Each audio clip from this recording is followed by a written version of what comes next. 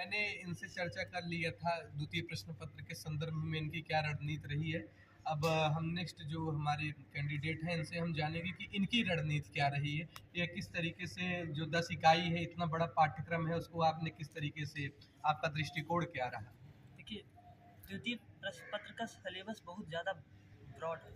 इस चीज़ को सबसे पहले हमें समझने की ज़रूरत है कि वो क्वेश्चन किस मॉडल पे बनेगा। देखिए, उसमें 100 क्वेश्चन आएंगे और 100 में से 10 जो है वो गद्यांश आधारित क्वेश्चन है। इसका मतलब 90 क्वेश्चन को 90 क्वेश्चन को 10 यूनिट में डिवाइड किया जाएगा और प्रत्येक यूनिट करीब 7 से 8 क्वेश्चन का ही औसत होता है।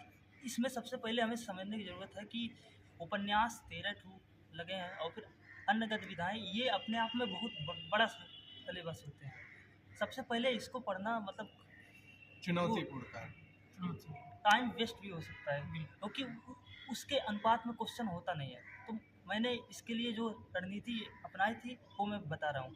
सबसे पहले मैंने कहानियाँ पढ़ी थी, 21 कहानियाँ, छोटी कहानियाँ हैं। उसके बाद से मैं निबंध पढ़ा, 11 निबंध है। उसके बाद मैंने नाटक, ये तीनों मैंने पूरी लाइन बाय लाइन पूरा भूमिका सहित, और ये किसमें लगे हैं तथा इनके राइटर के अन्य जो रचनाएं कौन कौन सी हैं उनके बारे में भी मैंने जानकारी इकट्ठा की।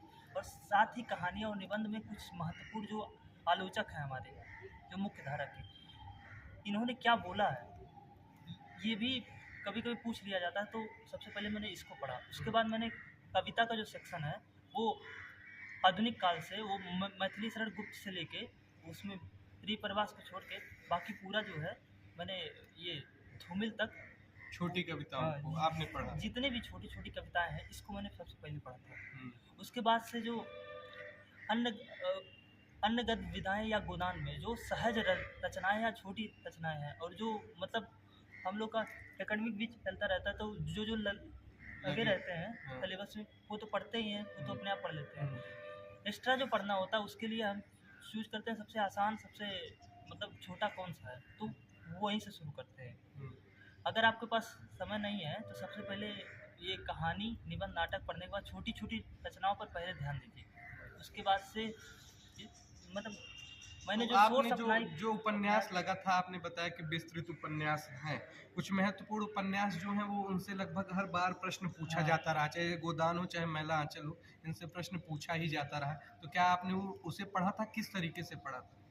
गोदान और मैला आंचल हो, शेखर एक जीवनी हो, ये थोड़ा सा महत्वपूर्ण उपन्यास है। और तो इसको तो पढ़ ही लेना चाहिए अगर आपके पास समय है। बिल्कुल।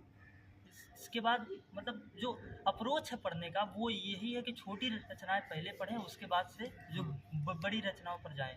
और ये मूल टेक्स्ट पढ़ने के बाद उसके बाद से मैंने दृष्टि की गाइड इस्तेमाल की थी, वो जो पूरा कलेक्शन है।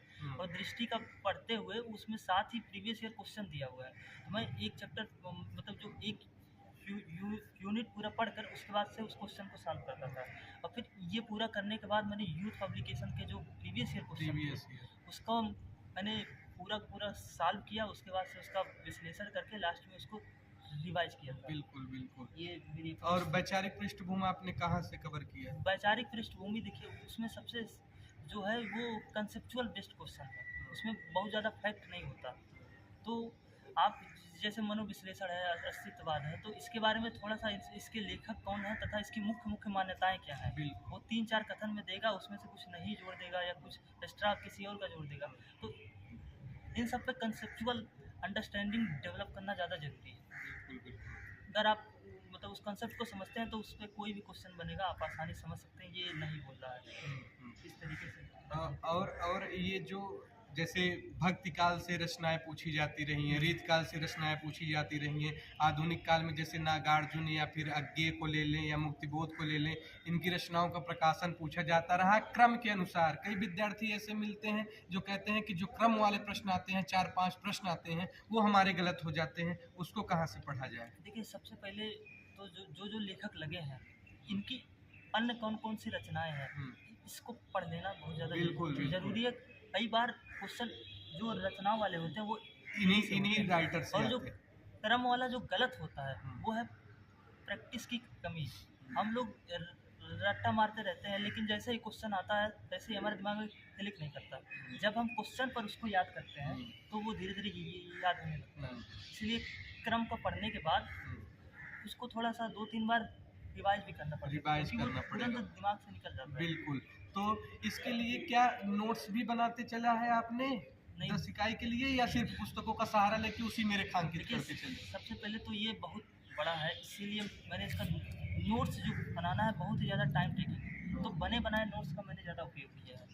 जैसे प्रभात कुमार का जो वो collection प्रभाकर था, पब्लिकेशन हाँ, वाली, वो दोस्तों उसके संदर्भ में मैं बता दूं उसका कि मैंने वो, यूज़ किया। हाँ, वो जो पुस्तक है उसमें आपको जितने भी पाठ्यक्रम में आपके लेखक लगे हैं या कवि लगे हैं, उन्होंने, जैसे मैं भारतेंदु हरिश्चंद्र का आपको उदाहरण दूं, तो उन्होंने जो निबंध लिखा है या नाटक लिखा है, उनकी जो पत्र पत्रिका है एक साथ संकलित है, और आलोचक ने उसके संदर्भ में क्या कहा है ये भी आपको मिल जाएगा। तो वहाँ से सहारा ले लीजिए और निश्चित रूप से आपके लिए लाभदायक होगा।